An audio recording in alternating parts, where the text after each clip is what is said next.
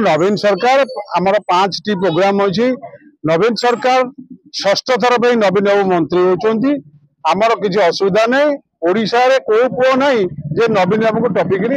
आसो नवीन बाबू कार्य दक्षता नवीन बाबू जो कर्तव्यनिष्ठा नवीन बाबू जो स्लोगान हूँ कथा कम काम बेसी सेटा ही आम तो ग्रहण करूँ आउ 5टी प्रोग्राम आमको बहुत आगे नहीं स्वास्थ्य आपणकर रास्ता घाट स्कूल शिक्षा सबुथ आम प्रथम नहीं तेणु यही भी आम प्रथम हबू ए किसी असुविधा ना षष्ठ थर पे नवीन बाबू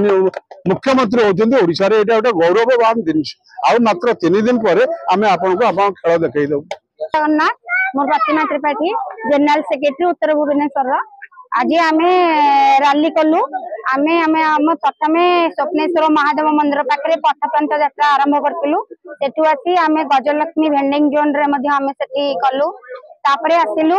बेहरासाई बस्ती रे आम घर घर बुली पुशिंग कार्ड देलु लोक मानकु 2टी संख्या भोट देवाई आम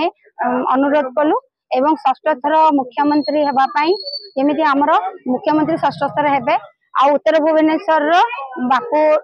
श्रीजुक्त सुशांत कुमार राउत महोदय एवं आमर एमपी मनमथ राउत राय विपुल परिमाण रे भोट रे इभଳି भाबरे जितबे आमे घरे घरे पसी समस्त को भोट भिक्षा वार्ड नंबर 13 माननीय विधायक मत वार्ड को ऑब्जर्व पठाई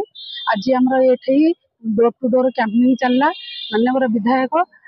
सुशांत कुमार राउत आ माननीय एमपी मनमथ राउत आम दुईटा शंख समस्त जनसाधारण को रिक्वेस्ट कलु